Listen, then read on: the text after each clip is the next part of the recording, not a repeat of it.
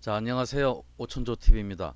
오산역 세교 2지구 오산역 인근에 있고 또 세교 2지구 누읍동. 옛날에 이 저기 누에 고치 또 뭐 청양고추 뭐 이런 아주 옛날에는 아주 밭이었어요. 여기 지금 핫한 지역으로 바뀌었습니다. 그래서 서동 또 뭐 누읍동 원동 앞으로 상당하죠. 삼성 반도체 클러스터 배후 지역으로서 지금 대지 436평, 건물 185평, 감정가 27억, 최저가 19억의 근린 시설 같이 한번 볼게요. 지금 현재는 대지가 평당 570만 원 정도 합니다. 자, 저희는 수원 광교 법원 앞에 있는 오케이 리더스 경매학원이고 법원 인가 매수 대리도 지금 하고 있습니다. 자, 이 물건의 특징은 토지는 2분의 1 지분이고 건물은 전체입니다. 그래서 일괄 매각입니다. 일괄 매각 물건이고 이렇게 지금 대지가 상당히 넓죠. 보시면 감정가 27억 1300, 최저가 약 19억입니다. 현재 70%고 토지는 2분의 1 지분입니다. 한 800, 한 70평 정도, 75평 정도 되죠. 전체가. 그 중에 437평이고 공유자 두 사람입니다. 건물은 한 사람입니다. 185평. 그래서 일부 지분과 법정 지상권 문제가 있는 근린 시설이죠. 근린 시설. 자, 여기 오산역이 여기에 있고 세교 2 택지 개발 예정 지구고 26년도에 입주하는 아파트 단지가 여기 있습니다. 그래서 이 화성 정남 산업단지와 또 스탄 산업단지, 그 다음에 서동 저수지 인근의 양산동 서랑 저수지, 이 일대가 이제 개발 전부 다 개발되는 예정 지역이죠. 현재 이렇게 주차장 면적이 꽤 크고 지금 건물은 두 개 동이 있습니다. 건물은 제가 한 사람 거라고 했죠. 자, 여기에 현재 이런 상태입니다. 자, 5월 24일 날 70%인데 여러분들이 볼 때 요때 안 가져갈 것 같으면 이때 들어와도 이 금액 유사하게 낙찰되겠죠. 현재 한개동, 1개동은 07년도에 지었고 대지는 평당 573만 원입니다. 근데 이제 작년 4월에 감정 시점이고 지금 토지가 약 25억이고 건물은 뭐 2억 한 1,500, 2억 2천, 건물은 2억. 그래서 토지의 10분의 1밖에 안 됩니다. 건물이 그닥 중요하지도 않습니다. 이건 이제 2분의 1 지분인데요. 도시 지역이고 자연 녹지 지역입니다. 자, 권리 분석이나 수익 분석은 의뢰해 주시면 성실히 상담해 드리겠습니다. 그 다음에 두 번째 동이 이렇게 9,100 평가해 있고 얘는 14년도에 지었죠. 자, 도로가 한 평 정도 있고 지금 그래서 매각 목록을 보시면 근린상가 두 개 동이고 도로 한 평 정도 있습니다. 자, 건물 등기는 뭐 건물은 이전 관계없고 토지도 동일합니다. 어, 낙찰 이후에 이전 받을 권리는 아무것도 없습니다. 전부 말소됩니다. 자, 건물 등기부 보시면 현재 단독 소유고 이거는 이제 법정지상권이나 여러 가지 기초적인 자료들 또 응용 자료들이 이 책에 있습니다. 자, 토지도 보시면 2005년도에 부친께서 토지 건물을 공유해서 가지고 있다가 상속을 하게 됩니다. 상속을 하게 되는데 이 두 사람에게 2분의 1씩 상속합니다. 그래서 토지는 두 사람이 똑같이 2분의 1씩 가지고 있고 건물은 한 사람에게만 김땡기 씨에게만 한 사람에게만 상속되어서 토지 2분의 1과 건물 전체가 경매 나온 그런 겁니다. 이럴 때 여러분들은 이제 법정지상권을 보셔야 되는데 법정지상권은 중심이 토지입니다. 토지가 관건이기 때문에 지금 건물이 만약에 건물이 공유관계, 건물이 A, B가 공동 소유하고 있고 토지가 단독 소유라면, 그래서 토지에 대한 저당권이 설정돼서 토지에 대해서 C가 낙찰받을 경우와, 그 다음에 건물이 A, B 소유여서 건물 A가 저당권 설정돼 가지고 C가 낙찰받을 경우에는, 이러한 경우에는 지금 법정지상권이 성립합니다. 그래서 토지주가 건물주에게 철거를 하라고 하지 못합니다. 법정지상 기간 동안에 건물을 사용 수익할 수 있습니다. 자, 그래서 새로운 소유자의 등장으로 기존 토지 소유자의 권리에 침해가 발생하느냐 따지는데, 위의 경우 토지가 단독 소유이기 때문에 권리 침해가 발생하지 않습니다. 그래서 법정지상권은 성립하고 B의 권리가 방해받지 않습니다. 자, 이제 그 다음에 지금은 이제 이 물건의 케이스예요. 건물은 단독 소유자고 토지가 공동 소유입니다. 그래서 이 건물 단독이 저당권 설정 C가 낙찰받을 경우에 B의 이익을 해치기 때문에 법정지상권은 성립하지 않습니다. 이제 논란의 여지도 있기도 있습니다. 2005년도에 똑같은 사람의 소유에서 지금 토지가 A, B이고 토지가 A가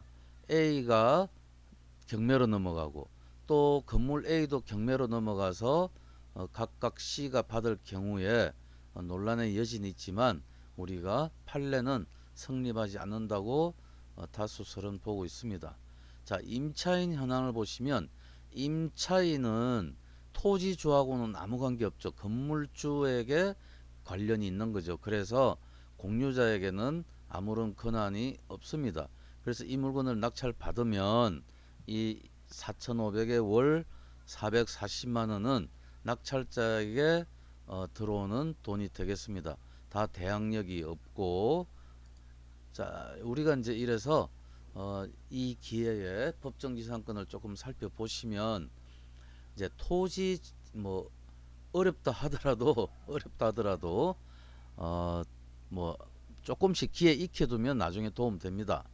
자, 토지 지분이 이전이 되어서 바뀐 경우에 법정지상권을 인정하지 않는다. 이 대법원 판례를 보시면 토지 공유자 한 사람이 다른 공유자 지분 과반수의 동의를 얻어서 건물을 건축한 후에 토지와 건물의 소유자가 달라진 경우에 간섭법상의 법정지상권은 성립하지 않는다고 보고 있습니다. 이러한 법리는 민법 366조의 법정지상권의 경우 및 토지와 건물 모두가 각각 공유에 속한 때 토지에 관한 공유자 일부의 지분만을 목적으로 하는 건저당권이 설정되었다가 경매로 그 지분을 제3자가 취득하게 된 경우에는 성립한다고 보고 있습니다. 자, 이제 그 다음에 우리가 대지를 분할한 경우에는 인정을 합니다. 대지를 분할한 경우에는 건물 부지 공유자들이 그 대지를 분할해서 그 건물 부지를 건물 부지의 공유자들이, 건물이 아니고 건물 부지 대지의 공유자들이 대지를 분할해서 그 건물 부지를 공유자 중의 한 사람의 단독 소유로 귀속된 경우에는 특별한 사정이 없는 한 그 건물 소유자는 그 건물을 위해서 관습에 의한 법정지상권을 취득한다라고 보고 있습니다. 그 다음에 이제 일반적 구분 소유적 공유관계인 경우에 우리가 구분 소유적 공유관계를 알아야 되겠습니다. 한 필지의 대지를 공동으로 매수해서 같은 평수로 사실상 분할한 다음, 사실상 한 필지예요. 사실상 분할한 다음, 이렇게 사실상 분할한다는 것은 형식적으로 이렇게 경계를 분할을 해서 다음 각자 자기의 돈으로 자기 몫의 대지 위에 건물을 신축하여 점유하여 왔다면 비록 위 대지가 등기부상으로는 원 피고 사이 공유로 되어 있다 하더라도 그 대지의 소유관계는 처음부터 구분 소유적 공유관계에 있다고 봅니다. 이걸 이제 우리가 정리를 해보면 다른 사람 몫의 부분에 건물을 지은 경우 동일인 소유가 아니므로 다른 사람의 몫의 부분에 건물을 지은 경우 동일인 소유가 아니므로 분할되면 법정지상권은 취득하지 못한다. 반대로 자기 몫의 부분에 건물을 짓고 있다가 분할되어서 토지 소유자가 바뀌면 건물 소유자는 법정지상권을 주장할 수 있다. 토지 건물이 동일인 소유에 있었기 때문이다. 지금 이게 경매물건에서도 전에 한번 봉담에 이런 물건이 나왔어요. 경매물건에서 필지는 한 필지예요. 공유자는 5명이에요. 그러면 집이 그 위에 5채가 있어요. 이러면 한 필지인데 건물 소유자가 다 달라요. 그러니까 토지는 분할을 하지 않았지만 각자가 이 토지 위에 건물을 하나씩 갖고 있는 거예요. 이럴 경우에 구분 소유적 공유 관계를 인정한다라는 겁니다. 그러면 이제 뭐 법정지상권에 문제가 생길 여지가 없죠. 그래서 법정지상권 인정 사례를 우리가 한번 보시면 공유로 등기된 토지 소유관계가 구분 소유적 공유관계 있는 경우에는 공유자 중 1인이 소유하고 있는 건물과 그 대지는 다른 공유자와의 내부 관계에 있어서는 그 공유자의 단독 소유로 되었다 할 것이므로 건물을 소유하고 있는 공유자가 그 건물 또는 토지 지분에 대해서 저당권을 설정하였다가 그 후 저당권의 실행으로 소유자가 달라지게 되면 건물 소유자는 그 건물의 소유를 위한 법정지상권을 취득하게 되고, 이는 구분 소유적 공유관계에 있는 토지의 공유자들이 그 토지 위에 각자 독자적으로 별개의 건물을 소유하면서 그 토지 전체에 대하여 저당권을 설정하였다가 그 저당권의 실행으로 토지와 건물의 소유자 달라지게 된 경우에도 마찬가지랄 것이다. 인정 사례입니다. 자, 저는 이제 행정사 부동산 인허가 전문위원으로 활동하고요. 매수 신청 대리인 이렇게 등록증이 있습니다. 그리고 이제 이거는 이제 여러분들이 또 한번 읽어보십시오. 한번 읽어보시고 너무 많이 읽으면 이제 머리가 띵해지겠죠.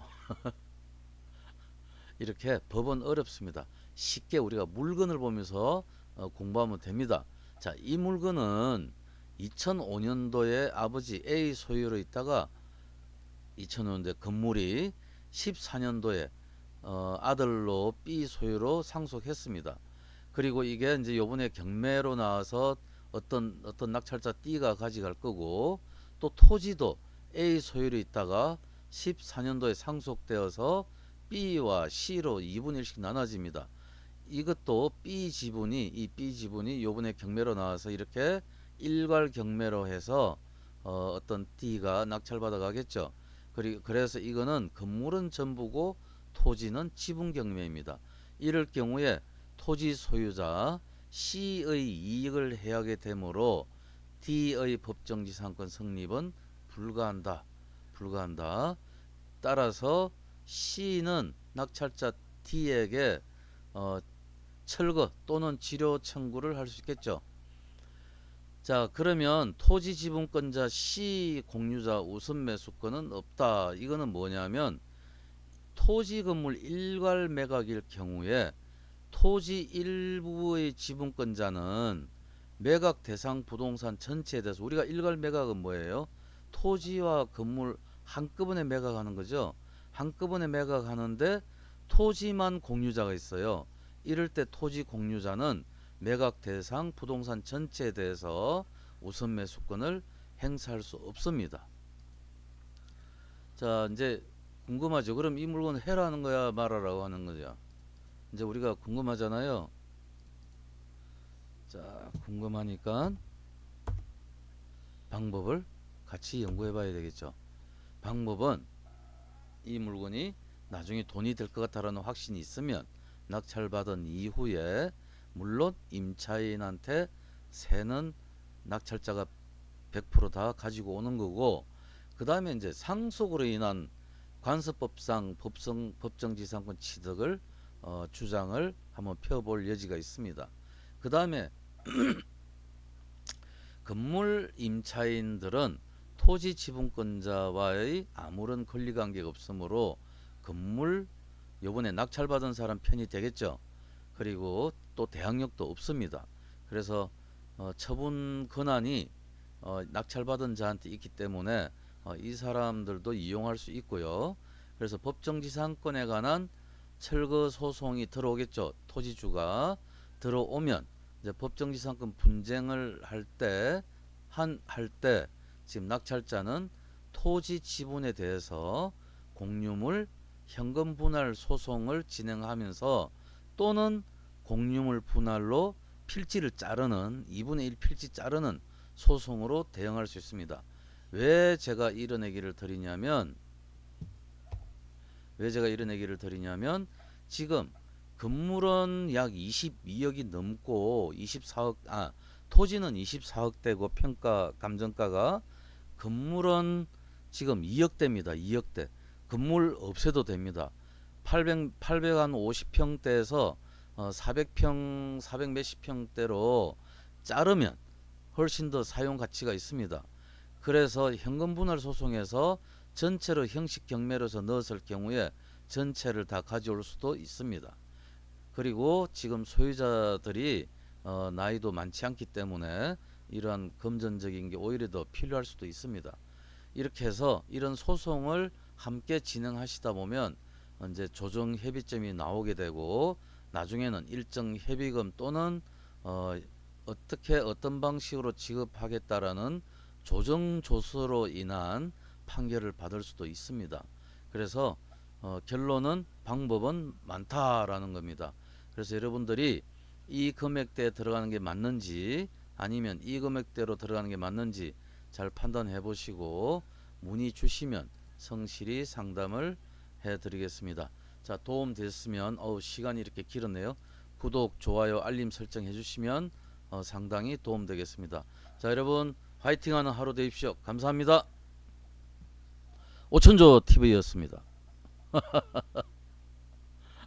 뭐 유머스럽지 못해서 그냥 웃고 맙니다.